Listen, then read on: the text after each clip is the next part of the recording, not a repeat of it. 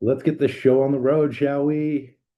Hello out there in the tubes of the internet, and welcome to another exciting edition of This Week in Space. Yeah.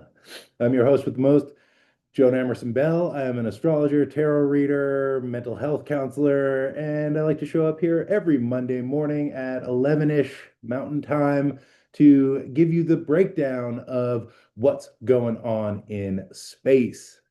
So, yeah, before I jump into the astrology of the week, another exciting announcement. I will be co-facilitating an Oracle Dream Retreat in Greece. This will be occurring May 8th through the 15th.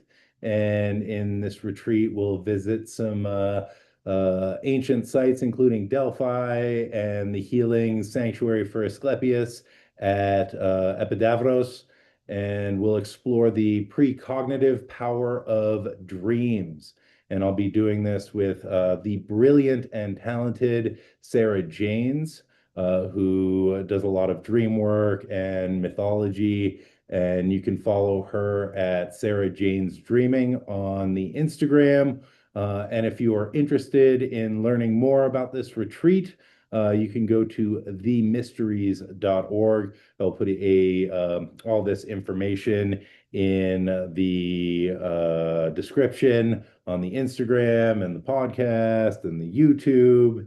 And yeah, I hope to see you all there because it's going to be pretty dang amazing. I went on one last year and I had an incredible time, and I'm super excited for this one. All right. That being said, good morning, Gina Maria. Good morning, everybody out there who is tuning in on the Instagram Live.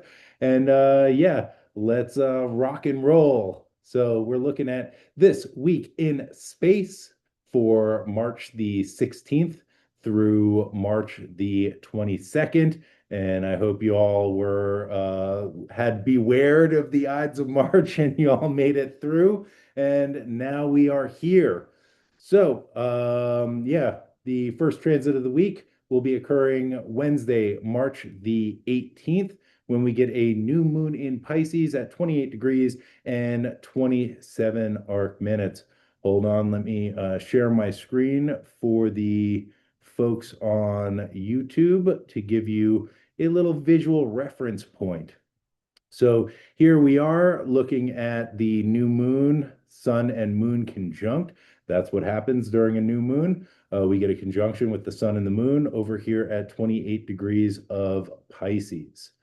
So let me adjust my windows. All right, so Wednesday, March the 18th, we get this new moon in Pisces. It is occurring at 6:23 in the p.m. Pacific time, making that 9:23 p.m. Eastern time. And so we have this new moon at the very last degree of Pisces, or very last degrees. And this is the first lunation after that tumultuous eclipse season. I don't know if y'all remember that, but still recovering from all that business. And so with this new moon, it's a chance to reset and, kind of initiate or plant seeds for a new beginning as we move forward towards the spring equinox, which will be happening later in the week, and the start of Aries season. So this is a time for planting seeds as well as a time for letting go. And Pisces is a sign that deals with unification, is the dissolving and the assimilating into a larger body of the collective and into the everything. Is the emotional body that we all share, the collective nervous system, if you will. As mutable water, Pisces is like streams becoming rivers that run into the ocean. And those waters that all began at different springs or sources all over the place, all kind of mingling together as they become one with the vastness of the sea. And this is where this lunar cycle begins, where the rivers meet the ocean, where the individual meets the collective, where my personal feelings become the shared emotions of the group and vice versa. And I've heard it said that emotions like joy and sorrow, like rage and gratitude, are experienced on an individual level. And as we experience these feelings, we tend to believe they are our personal feelings to hold all on our own. Maybe that is true to some extent. These emotions arise out of the conditions created by our personal experience. However, emotions are not necessarily ours and ours alone to bear in isolation. There can be a sense that the feelings are personal and they're just mine. But the truth is, these feelings are an invitation to connection. The experience of grief or sorrow, for example, can bring us into connection with the millions and millions of people who are feeling grief in this very moment. While the reasons for others' grief may be different from mine, the conditions through which that grief arose may be personal to me. The pure feeling can bring one into connection with the collective body of humanity through the experience of the emotion, which is something that is shared across the world, which knows no distinctions and recognizes no borders. And through the emotional experience, we can come into connection with the collective and develop compassion for ourselves and for everyone else who is experiencing sorrow, rage, hope, loss, joy, or whatever feeling that might be arising at this very moment. We can also acknowledge everyone who has ever felt these emotions, who was moved by them, who felt lost, who sought salvation, and we can hold those folks in our hearts as others are holding us in their hearts in this very moment and holding us in their prayers. And Pisces teaches us that nothing is personal, nothing is permanent. Any of the conditions that we are experiencing, any state that we find ourselves in, any emotion we are holding will change and shift. It's mutable water, the shifting of emotions. These feelings will end and turn into something else, like clouds passing through the sky. They take on forms. Oh, that's a dog. Ooh, that's a witch. And then they dissipate and change, like water flowing on its way to the sea. And it's just this moment. And this moment will shift. It's mutable, it's transient.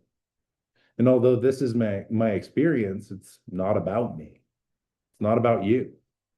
We were just here to witness and participate in the moment. And while feelings may arise, they're not necessarily mine.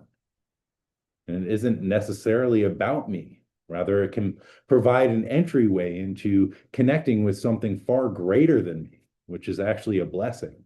Even in the times where that gateway is uncomfortable and that invitation is painful, it still allows me to touch into something far greater than me.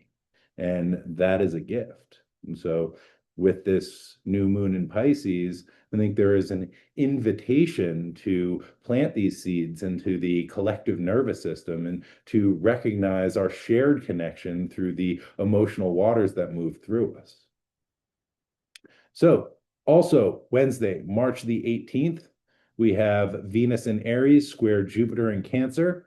This is occurring during this new moon. And I think that this is pretty nice in the sense that Jupiter rules Pisces and Venus is the exaltation ruler of Pisces. So we have these two planets that have a lot of dignity in Pisces in relationship with each other. It's a hard aspect. We'll get into that in a minute, but they are in relationship with each other during this new moon in Pisces. And I'm going to go back to the chart and just point this out. So we have Jupiter over here in Cancer at 15 degrees and 11 minutes. And then we have Venus over here in Aries at during the new moon. They are separating just slightly from that square. It occurs a little earlier in the day, but you can see what's going on here. And so we have Venus and then this red line indicating the square to Jupiter up here. So let's get into it, shall we? So yeah, they're square at 15 degrees and 10 minutes. And again, this happening slightly earlier than the new moon is exact. So both Venus and Jupiter are benefics. And even though they are in a hard aspect like a square, a little tension there, it can bring pretty good consequences. Squares bring tension and create friction, and they cause us to grow and to find ways to integrate the principles that are at odds with each other in that aspect. In the case of Venus and Jupiter, Venus likes nice things, enjoys pleasure, luxury, social interaction, all that good stuff. And Jupiter is a planet of expansion, so they make things bigger.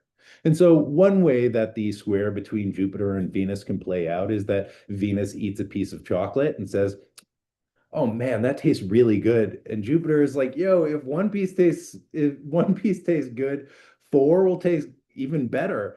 Might as well have eight. Fuck it." Or Venus has a glass of wine. Hmm. Ooh, that feels pretty good. And Jupiter is like, "Yo, if one glass of wine feels pretty good, a whole bottle will make me feel even better. Might as well drink two." So, with these planets squaring each other, there can definitely be a tendency towards overindulgence. So, just be aware of that. This can look like over socializing and draining our social batteries, or over committing to things because everything sounds like fun. And then, we might feel a little burnt out after doing way too many things in a day, or we might find ourselves needing to make choices around where we put our energy, which might cause us to need to break plans or disappoint other people that we made commitments with. This transit can also lead to overspending. So just be careful around what you are inspired to impulse buy today. And maybe just put some things in your cart and then wait a day or two and consider if you really want or need these things before you click the buy button. And I feel like the square is really looking for a dopamine hit. So see if there are ways of accessing dopamine that won't lead to feelings of guilt and buyer's remorse or leave you scrambling to take care of your responsibilities. And it might be good to try out things that allow you to get joy without the regret or the hangover the next day, or looking at your bank account and being like, "Oh no." So Jupiter is also a planet of wisdom, and one of the ways of gaining wisdom is to fuck around and find out. And it's through the experience of overindulgence and overcommitment that we can learn what our limits actually are, at least ideally. And personally, I have Venus square to Jupiter in my natal chart. And it has taken me a very long time and a lot of mistakes to figure out what my limits actually look like. And I'm still not great with that. And yeah, one of the ways that showed up in my life was drug and alcohol addiction. And I don't do either of those things anymore. But I do still end up taking on way too many things and overcommitting myself pretty regularly. And so, that is because it's in my natal chart, it's a balance that I'm always trying to strike with myself. And so this is a good day to do things that bring you pleasure. However, you might not have a lot of motivation to do things that you don't want to do. This is a good day to take it easy, to treat yourself, and to be lazy if you can. This transit is kind of giving like spa day vibes. And if you don't have the time to take the day off and just chill, just see if there are little ways you can allow yourself to luxuriate and to take it easy throughout the day. Going out to dinner, taking a bath, ordering dessert, hanging out with friends, going to a movie or an art gallery or live music might be good ways to honor this transit. Just don't commit to doing all these things on the same day. You know what I'm saying? Because that is definitely a tendency of the Jupiter Venus, just being like, yes, yes, yes, yes, yes. And then when it's time, being like, oh no. And then kind of like crashing out. So try and do little things that bring you pleasure and joy that can feel like a treat and not an obligation. And there can be a lot of guilt around being unproductive, and that kind of sucks. But this transit wants to be lazy and to enjoy oneself. So do what feels good today, and if you feel like chilling and taking it easy, see if you can just allow yourself to do that. This is a good day to kind of follow the sweetness in life and to allow yourself to enjoy the bounty that is around you. And just make sure to not overdo it if you can. All right. So, also, Wednesday, March the 18th, we have the Sun in Pisces, sextile Uranus in Taurus. Hold on, let me pull this up on the chart. And so this is also occurring during the Pisces new moon. And so where do we have these things? Yeah, Uranus over here at 28 degrees of Taurus, sextiling that new moon in Pisces. Okay, so Sun in Pisces, sextile Uranus in Taurus, 28 degrees, 14 arc minutes. So this transit can bring a sense of excitement. And this is occurring again before the new moon. I just started out with the new moon because, it's a new moon. It's kind of a big moment. And so, and this transit will be active during the new moon. So this is in effect during that seeding time. So this transit can bring a sense of excitement and it can make our interactions a bit more interesting. And this is a good time to pay attention to synchronicities and coincidences. Uranus breaks free of old forms to help us to carve new pathways, both neural pathways and pathways in life. The sun is our sense of self in the world, as well as our inner spiritual wisdom. Uranus can allow us to gain new perspectives that help us to shift our awareness and what we perceive to be possible. And this can allow us to access some of the inner wisdom that the sun provides, as well as give us a new understanding of who we are in relation to the world around us. And I think that this is actually very auspicious with the new moon, which again is like a seeding period and a time of initiating a new cycle. With this transit, the sun is at the very end of Pisces. This is sort of the unraveling of the old cycle in preparation for what comes next and the energetic move into Aries season. This is the kind of moment before the butterfly breaks free of the cocoon, or, thinking about it as like the first land animal leaving that primordial soup of the Piscean ancient ocean to emerge onto solid ground and be like, I am here. Whoa, this is weird. And the support from Uranus here helps to create a different vision of what's possible and who we can be and what we can aspire towards as we make the leap from the immutable waters of Pisces into that cardinal fire of Aries. Pisces is a sign of dissolving and unification and letting go. And the supportive aspect from Uranus to the sun helps us to connect with an ideal vision for the self and to break free from old patterns that have kept us locked into old ideas or old ways of being. And the innovative and out of the box perspective that Uranus brings can help us to shed and let go of these old forms and old identities that we have created in order to keep ourselves safe, that we have constructed to provide a sense of self. Here we get to take a moment to question if what we are holding on to is actually necessary, if it is actually serving us, if it is supporting our growth into who we want to be, or is it keeping us constrained and contained in old and possibly outdated versions of ourselves? As the sun in Pisces comes into this supportive sextile with the revolutionary and innovative energy of Uranus, we are offered lessons in radical acceptance.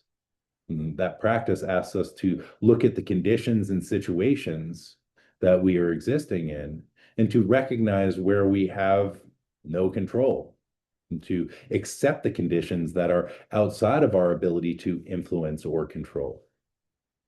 And it is important to remember that to accept the reality of the moment does not mean condoning things that are unjust.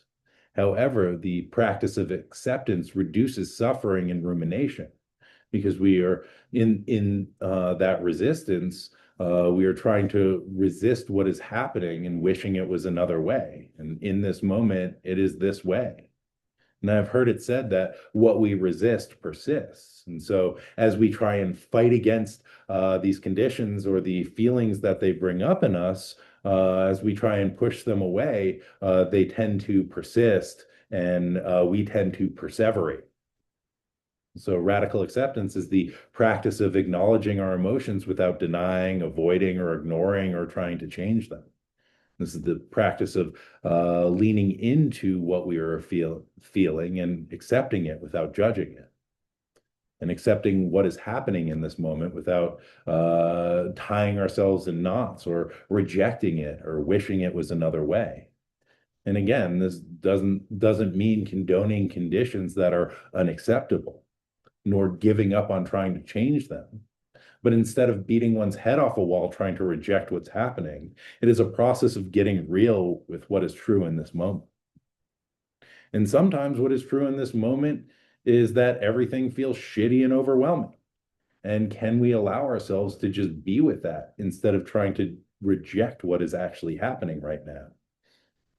As we allow ourselves to accept what is true in this moment, we can stop fighting the feelings that arise, and it can free up more energy, which we can direct towards the areas where change is actually possible. Instead of becoming burnt out and feeling overwhelmed, fighting against conditions that we have no control over. So with this transit, we can use the innovative energy of Uranus to approach areas within our sphere of influence with more energy and new perspectives that can help us to create change in more manageable and productive ways. Which brings us to Friday, March the 20th, and we have the sun entering Aries at 7:45 a.m. Pacific time, making that 10:45 a.m. Eastern time. And it's the sun entering Aries, so I'm not going to pull that up on the chart. But with the sun's ingress into Aries, it marks the spring equinox. And the tropical zodiac is tied to the shifting of seasons here on spaceship Earth. Each of the cardinal signs begins on one of the equinoxes or the solstices. And the year begins in the dark on the winter solstice. And between the start of Capricorn season and the beginning of Aries, new life is developing below the surface of the earth and deep in our psyches. As the sun enters Aries, these things that have been germinating deep in the dark recesses of the earth now find their way to the surface. Aries is a Mars-ruled sign. It is cardinal fire. It is a sign that deals with ignition and initiation. And Aries arrives on the scene and has to kind of struggle against resistance to claim space and to carve out a place for itself to belong. And if we think about a little seed buried in the ground, it takes energy and struggle to break out of the protective husk that the seed is contained in. And then the sprout must struggle against the dirt and force its way to the surface and break free through the crust of the earth to reach for the sun and to claim space for itself as an individual in order to grow to its full potential. And this is the story of Aries. And as the sun moves into this sign, the wheel of the year shifts. We enter into spring in the northern hemisphere. This is a time of new energy and new growth, and also a time when beings must struggle against the obstacles presented to them in order to shake off what was old and to forge a new path into the new, and to claim space for the things that have been developing in the dark quarter of the year to reach towards the light and to reach towards life. And I see the comment, but my phone is a little far away from you to read, so I'll get to that at the end if you want to stick on. And so as the sun enters into Aries, it enters the sign of its exaltation. The spring equinox is a time of balance, where the scales shift from dark to light. In Aries, the sun is raised up as the light returns and begins to increase. And from this balance point, we begin the steady march towards the supremacy of the light that occurs at the summer solstice. But for now, and for one day, and really for one brief moment, we hit this elegant balance where the night and the day are equals. And with the equinox, we get to find that balance point within ourselves and tune into the place where day consciousness and the night world meet. And psychologically, this could be seen as a place of balance between the conscious and the unconscious parts of the self, as well as the relational as well as the balance between the relational and the individual parts of ourselves. This is a time to tune into the space of harmony that we can cultivate within ourselves. In this shift in the seasons and the brief truce between the light and the dark, where I've heard it said that one can balance an egg on its end if one is so inclined. We can tune into the inner wisdom as informed by the relationship between the light half and the dark halves of ourselves, the conscious and the unconscious parts of ourselves, and make informed decisions about where to direct the energy that is called forth by the shift in the shift into the sign of Aries, the energy to take action and to summon courage to forge a way forward, taking time to connect in with the balance point of the equinox helps us to recognize our motivations and clarify our goals before we push forward through the barriers and reach for the light as we claim space in the world and step onto our path. Which brings us to Friday, March the 20th, or also Friday, March the 20th.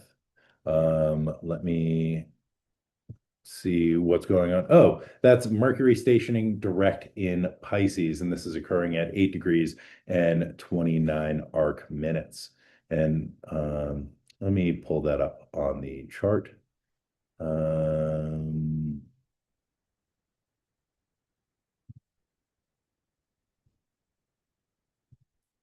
Okay, so here we have Mercury stationing direct at 8 degrees, 29 arc minutes in Pisces.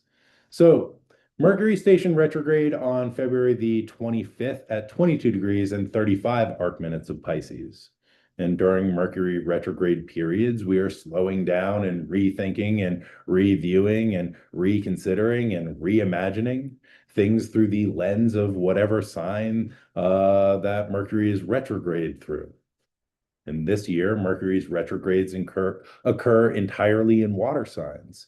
So these periods have us reviewing our emotional landscape and learning more about emotional intelligence. Pisces is a sign that deals with unity and the emotional body of the collective. And this may have been a process on reflecting how our personal emotions are connected to the collective nervous system and reconsidering if what we are feeling is indeed our own emotions or if it is part of the ambient feeling that belong to the collective. Now that Mercury stations direct, they start to move forward. They are once again going over the territory between 8 degrees of Pisces and 22 degrees of Pisces. And this gives us an opportunity to gain some clarity on the inner work that we were engaged with during Mercury's retrograde process, and to put into practice some of the things we have been reviewing and reconsidering, as well as finding some resolution to the issues which may have become stunted or feel like they were unraveling over the past few weeks. Now we may gain a deeper understanding of what we've been asked to reconsider since the end of February. And shit, a lot has happened since the end of February. That feels like 6 months ago. And there's a lot of confusion and insecurity that we have been asked to sit with. And one of the questions that is up for me is, what is the role of the individual in relationship to the collective? And I think that this is actually a big question as we move from Pisces dealing with the collective into Aries dealing with the individual. And what is the sphere of control and influence that an individual actually has? And what is outside of that? And in recognizing that, how do we allow ourselves to let go and surrender what we cannot control? Again, back to this idea of radical acceptance, which for some reason I'm onto this week. And as we let go of what we can't control, perhaps it allows more energy to flow towards the areas of our lives where we can have an impact. And the only things that we actually have control over is our own behavior and our responses. And we don't even have control over that most of the time. And so when things feel out of control, there is a desire to try and grab on and hold tighter, which can be really painful because that impulse to tense up and to grip down and to brace against actually doesn't give more influence or safety. It usually just ends up creating more suffering. As Mercury retraces their path and completes their review process, we might consider if there are ways that we can allow ourselves to let go of the things that we don't have the power to control. And this can free up more bandwidth to allow us to focus on the areas of our life where we can have a positive and meaningful impact. And the lesson of Pisces is a lesson of interconnection, like a rock being tossed into a pond. The ripples extend outward and have an impact on other areas of the ecosystem. Similarly, if through the review process of Mercury's retrograde, we are able to show up with more awareness and a deeper level of compassion for ourselves and those around us, that can ripple out and affect areas of life beyond our immediate sphere of influence. And we may never even know the impact that we have on those other areas of life. And Jupiter is the ruler of Pisces. And Jupiter reminds us of the importance of faith and having faith in the process, as well as faith in the interrelated and interdependent nature of all of life. Which brings us to Saturday, March the 21st. We have Mars in Pisces trine Jupiter in Cancer. And let me pull that up on the chart. Bam.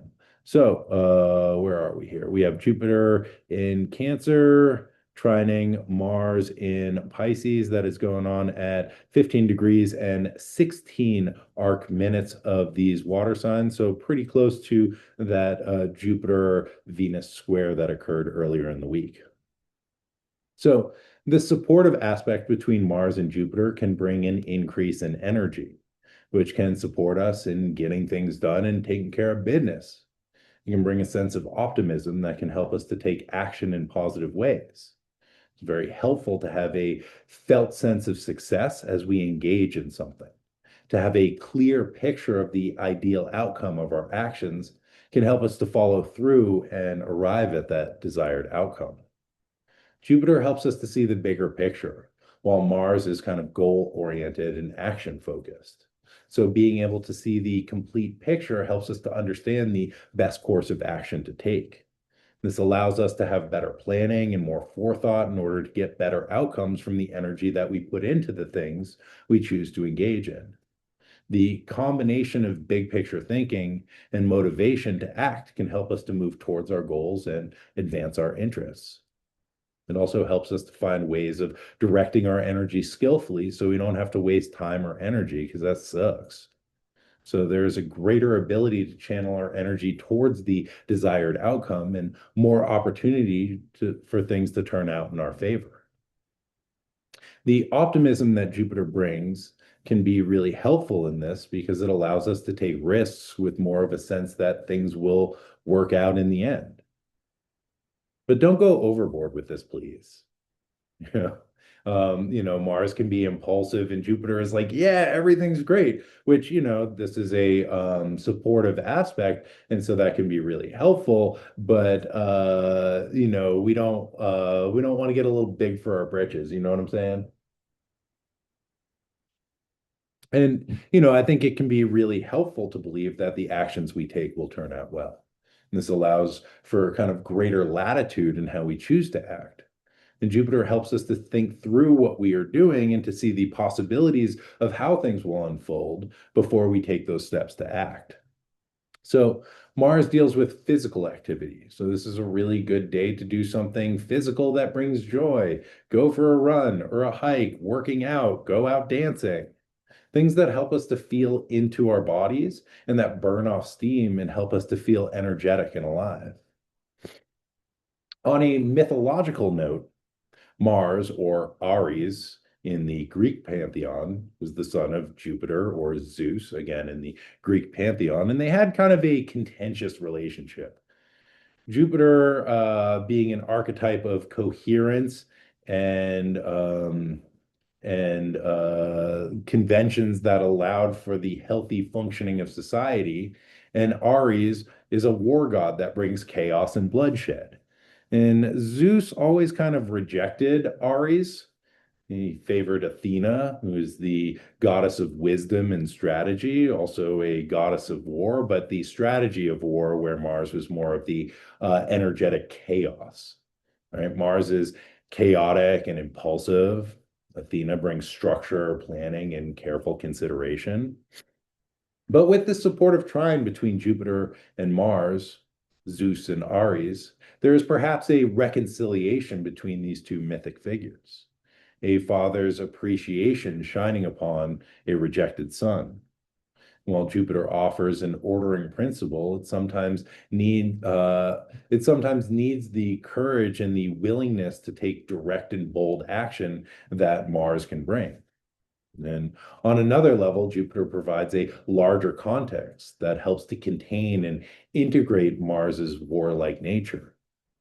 Jupiter helps to construct the temple of Mars, the place where this warlike god is honored and its power is respected so it doesn't come out all sideways and create unchecked destruction.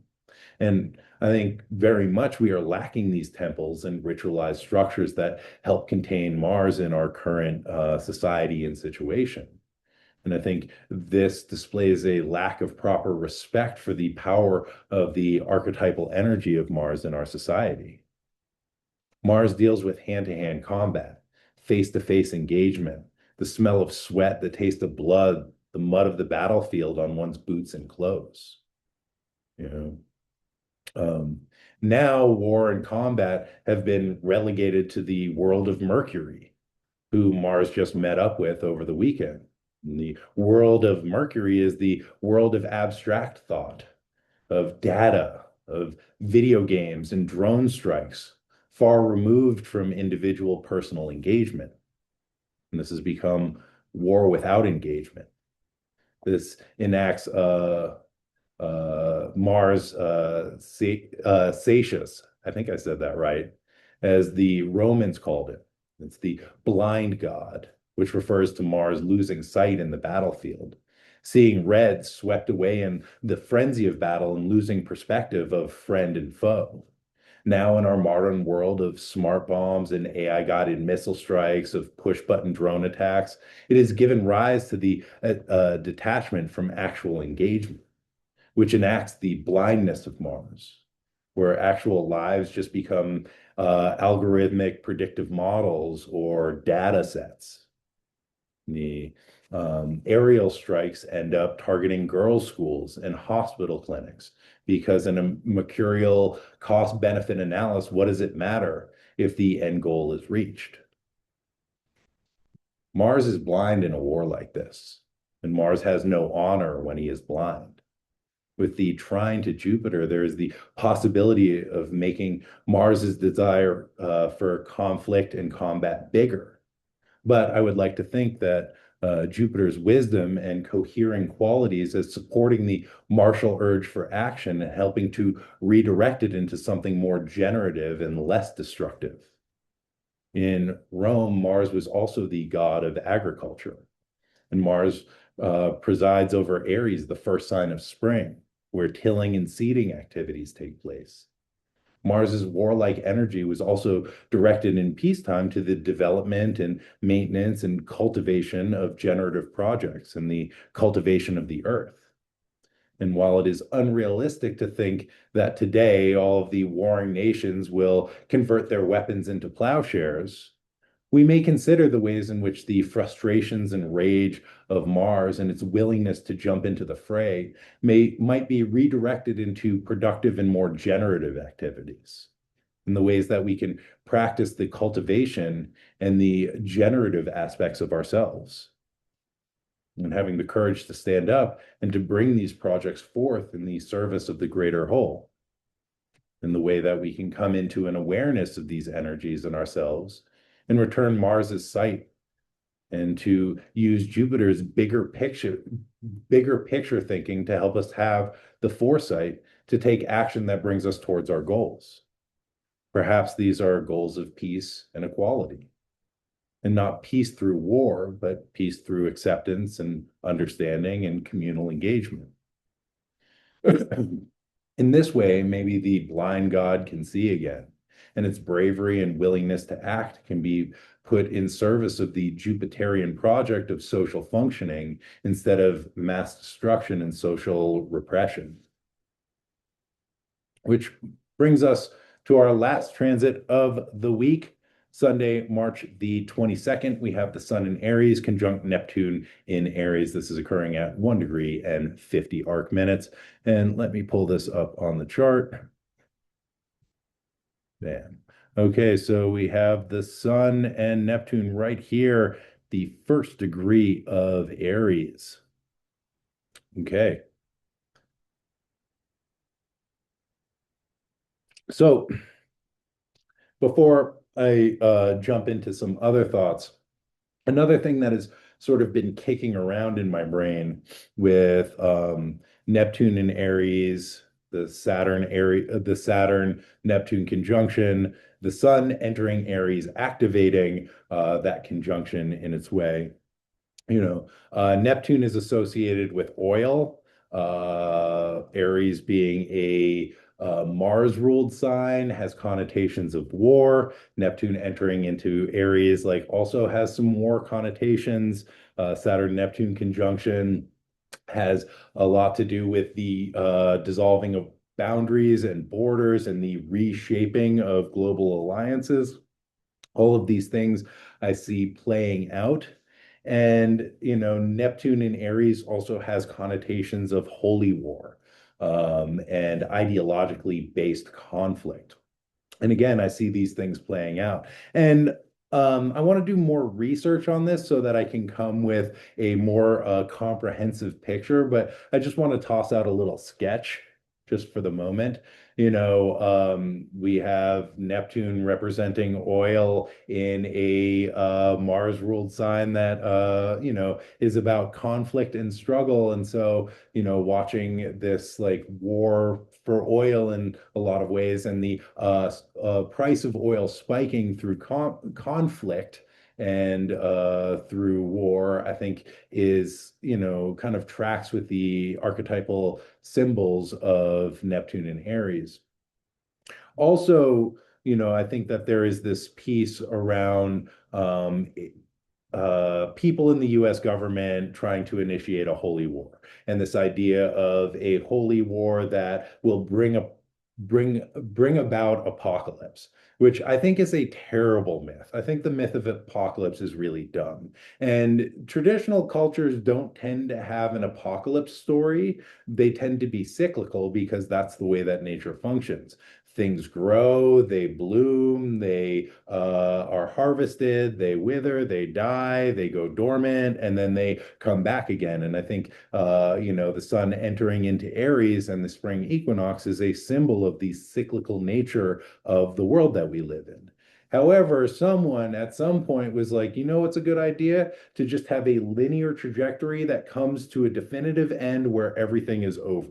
And they break this sort of cyclical nature with creating this myth of apocalypse, which I feel like is a myth of control because in a regenerating world, I think things have a lot more agency. But if you have a story that moves along a linear line to an end, and the myth around that story is that you have to be good in this life because when it inevitably ends, then you will be judged in the next life, kind of takes agency away from people in a lot of ways. And the story or the fairy tale is that you have to follow these rules, and if you don't, you're going to burn for an eternity in hell. And I don't really buy that. We can all believe what we want to believe, but I think that is a terrible myth. And I think that it runs contrary to the way that the world functions and the evidence that we have in the cyclical nature of life. And, we're sitting here talking about astrology, which is a cyclical model where things return and return and return, and we get opportunities to do things in different ways, learning lessons from the past. But a linear model that is just going inexorably towards an apocalypse, I don't think functions very well. Anyway, this idea of like creating a holy war to bring about Ragnarok or the apocalypse, so that the rapture can happen or whatever. I don't understand the end goal of that one. I think is a terrible idea and a really shoddy myth. And so, again, like this is outside of my sphere of influence or control. However, it has given me rise to thinking about the sort of difference between a linear apocalyptic myth and the cyclical mythology, which most cultures practiced for a really long time. Anyway, I just wanted to toss that out there because of things being the way that they are, and the sun coming in and conjuncting Neptune in Aries. Anyway, the sun is also a symbol of ourself and our vitality. Neptune is dissolving, which can make us feel kind of low energy as the symbol of our vitality meets this kind of like dissolving planet. So, coming off the Jupiter trine to Mars on Saturday, which might have been a great day for physical activity and going to dance parties, the sun's conjunction with Neptune is going to be good for sleeping late, chilling out, and recovering from any exertion and energy expenditures that you got into on Saturday. And we may feel like the energy and vitality has kind of been drained out of us today, and that can be okay. This transit will pass. This may be a way to experience the balance of the equinox, the adventure, the party of Saturday, and the low energy recovery of Sunday that invites us into this balanced space between the ups and the downs. And so, as the sun enters Aries and conjuncts Neptune, it begins to activate that Saturn Neptune conjunction that occurred back on February the 20th. And last week we had Venus moving between Neptune and Saturn. Now the sun runs the gauntlet with Neptune and then Saturn in the early degrees of Aries. Whereas Venus helped us to experience the connection of Neptune and Saturn through our relational lives and values and our aesthetic sensibilities. The sun brings the energy of this conjunction into the realm of our ego identity, our sense of self, and who we aspire to be and what we aspire towards, as well as our rational thoughts and the ways that we see the world and our relationship to it. The sun makes their conjunction with Neptune today, and they will contact Saturn on Wednesday, the 25th. And so, as the sun meets Neptune, there can be a sense of our sense of self dissolving. And this transit relates to the alchemical operation of dissolution, where in alchemy, the matter that one is working on, the material is put into a bath until all of its impurities are dissolved, and what is left is the pure essence of the material. And this sounds great, but when we were talking about the sun, which brings with it logic, rational thought, and ego identity, when these things enter the alchemical bath, these qualities begin to melt, and it can be really challenging. The ego, which creates a sense of individual self as separate from other beings and objects, begins to kind of waver a little bit. And this is accentuated by the fact that the sun has just entered into Aries, which is a sign of the individual who's striving to understand themselves through action and confrontation with obstacles, which reinforces that sense of individuality. However, the obstacle that the exalted sun now encounters is the Neptunian dissolution, which dissolves the sense of separateness and the individual identity, which can feel really destabilizing. When the sun is plunged into the alchemical bath, we can lose our sense of self and begin to question who we are and what we are doing. And this can bring about a sense of anxiety as we seek to cling on to what we thought we were, even as it slips away. And this creates a sense of grasping and clinging, which can create suffering. However, to just surrender feels threatening to the ego structure and who we believe ourselves to be. Quite a predicament.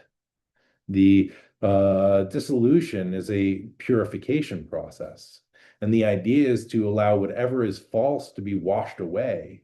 And that at the end of this process, we are left with what we are left with is a pure sense of our true essence, the true gold that lives at the heart of the sun.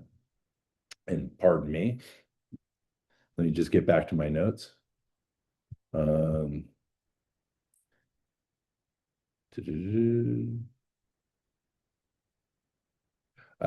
yes.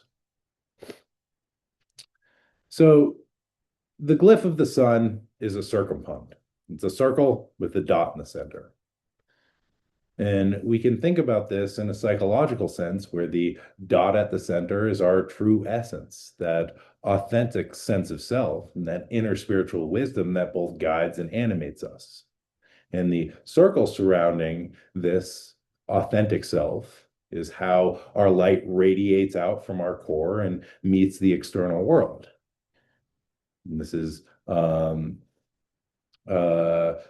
this is animated by that sense of the true self, however, becomes sort of distorted by the conditions that we encounter and the feedback that we receive and the identities that we take on to survive and thrive or to fit in. And as the sun enters this alchemical bath of Neptune, it is a chance to bathe and soften and dissolve that kind of outer ring of the sun, the external projection that we have created, the mask that we wear to fit in. And as this outer ring begins to dissolve through the solutio or dissolution process, it allows us to reconnect with the authentic wisdom that burns brightest at the core of the sun and in the heart of our being. And, and it can feel really threatening to who we thought we were supposed to be as that melts away. But it allows us to return to who we truly are and helps us to connect with the gold of the sun in its purest form. Another component of this alchemical process is that as our sense of individual self begins to dissolve, we may feel more connected to the collective nervous system and be more sensitive to other people in the world around us. And this can feel really intense as the entire world feels like it is in a state of upheaval and change. And the collective nervous system feels pretty dysregulated. Thoughts may arise that come from outside of yourself, and you may be intuitively picking up on feelings that originate from elsewhere in the collective. Neptune is permeable and it washes away boundaries. It can dissolve the boundary between the conscious mind and the unconscious, which holds a stockpile of images which are repressed in order to maintain a coherent sense of self and identity. And as the border between these worlds begins to erode, it can bring up anxiety or the trickling in of memory and images, which may feel really destabilizing. Neptune also dissolves the separation between self and other, which can lead to increased compassion or deeper feelings of connection and the desire to merge with another or to be rescued or to be saved by somebody or something, or the desire to rescue or save somebody else. In extreme cases, this dissolving of the ego barrier can create a state of psychosis, as the anchor of the ego can no longer contain the self and it becomes unmoored in the vast Neptunian seas of experience and emotion. Neptune's influence on the sun can feel really draining, and the permeability that Neptune brings to the ego identity of the sun can lead to feelings of overwhelm, which can feel emotionally and spiritually draining. So it is important to care for yourself today and allow yourself the space to rest and to just have that process of dissolving take place in like kind of safe and contained ways. Don't be too hard on yourself if you're feeling maxed out. That self-recrimination can come later when the sun conjunct Saturn next Wednesday. But on Sunday, just like try and relax into it. Be good to yourself. Now it's a good time to allow yourself to dream and to drift into fantasy, and ideally to tap into a vision of what might come next. And in doing this, we want to try and imagine positive possibilities for ourselves in the world, instead of letting our imagination be hijacked by dystopian visions and anxiety-fueled fantasies of worst-case scenarios, because that's not going to help anything. See if we can tune into an ideal future possibility. And this helps us to create a point of orientation, which we can use to navigate towards. Neptune can be a lighthouse, which helps us to sail towards the vision that we are constructing instead of drifting rudderlessly on a vast ocean of possibilities and paranoias. And with that, my friends, I bid you a fond farewell. That is all the astro weather that is fit to print. I'm going to stop my share. Thank you all so much for tuning in. I appreciate your attention, and I hope something that I said helps somebody out there somewhere.